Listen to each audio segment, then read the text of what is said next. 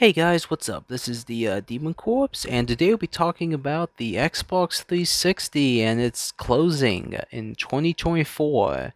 Sadly, the marketplace in on the online storefront for the 360 is shutting down, and dang, it's been almost 20.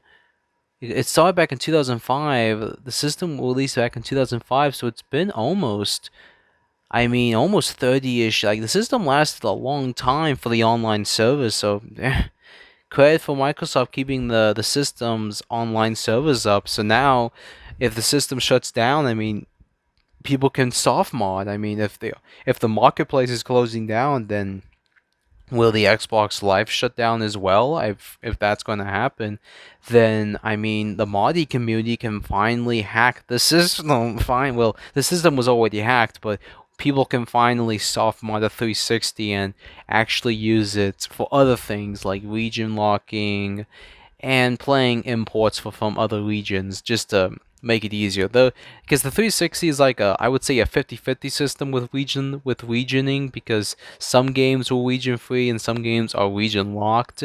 And it's just because the publisher who published it didn't want people from another country playing it because they didn't think no one would want to play it. But sadly, people do want to play those games. That's just how it is. Because we didn't get those games, and some games are interesting, and some people want to check them out. And there are a lot of very interesting Japanese imports that I have talked about, and I'm not even going to get into. But there's a lot of shoot 'em ups that are region, not a lot. I shouldn't say a lot, but there are a couple of shoot 'em ups that are region free that were released in Japan but never here, and you can use a 360 here and play it. They're fun games if you can find them, though.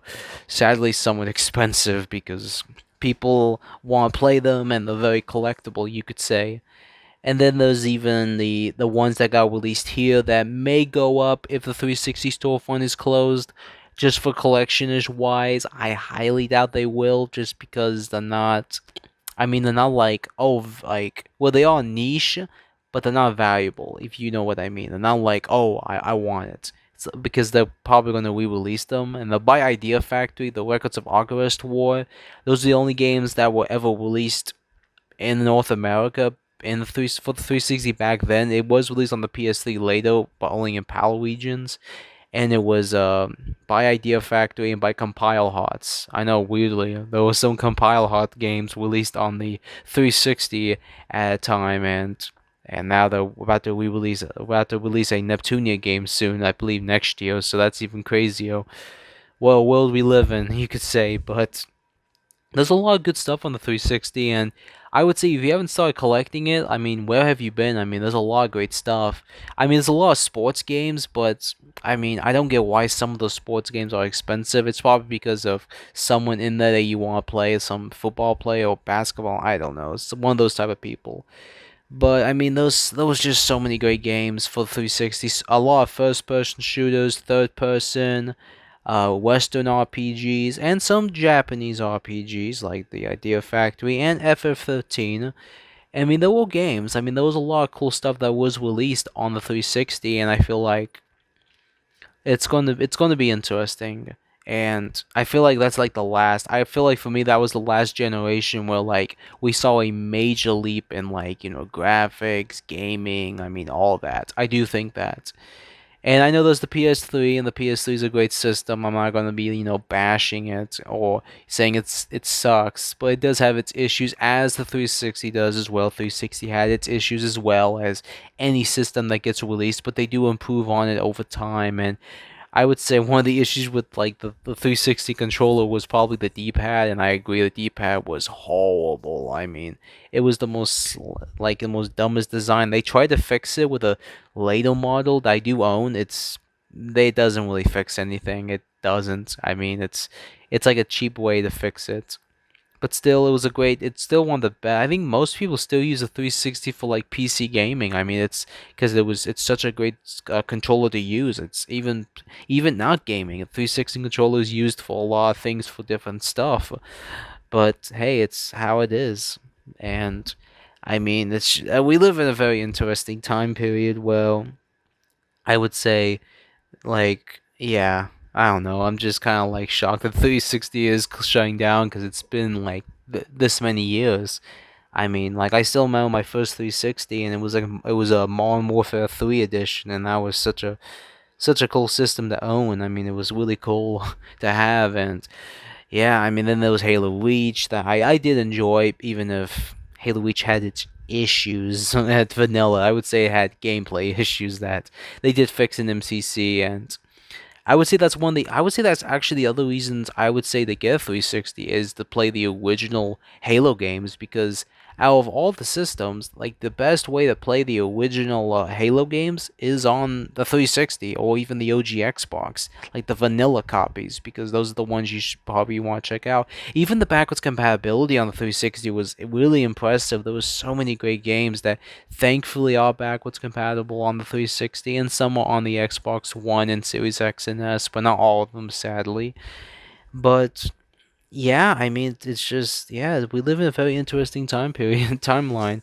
And I think sooner or later, maybe in 2025, the PS3 will shut down, including the PS Vita at some point. Like, I understand people like, oh, I want to preserve them. If you want to preserve these video games, just emulate them. That's the best way to preserve any video game, or have the base hard copy, or you don't even open it.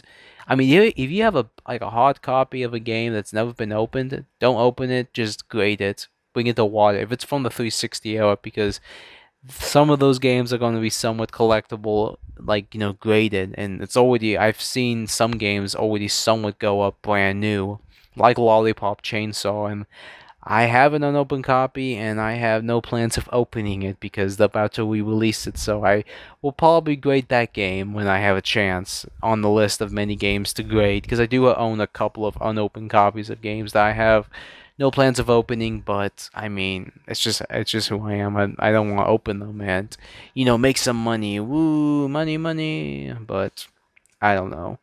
I mean, it's just we live in a very odd timeline, but hey, what can we do? It's just how it is.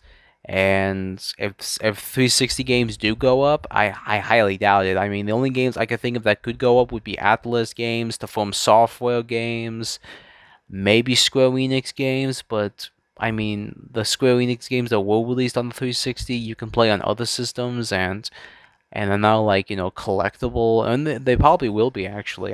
What do I know? Like, they probably will be. So, but hey, I would just say watch out and see if you can get those games for cheap if you can. I mean, if whenever in 2024, when the 360 storefront is closed and you can't get these games.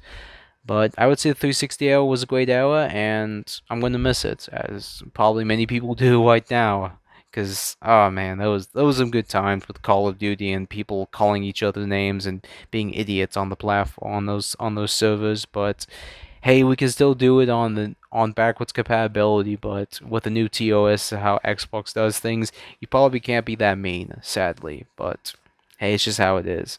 But I hope you guys enjoyed this video. Like, share, and subscribe. And are you guys sad about the shutdown of the 360 storefront for the marketplace? Or you guys are like, yay, it's shutting down. Let these games be expensive. Probably some people are like that, and are excited to see some games go up for crazy prices. But what do I know? But that's about all. I'll see you guys in the next video. See you, scavengers.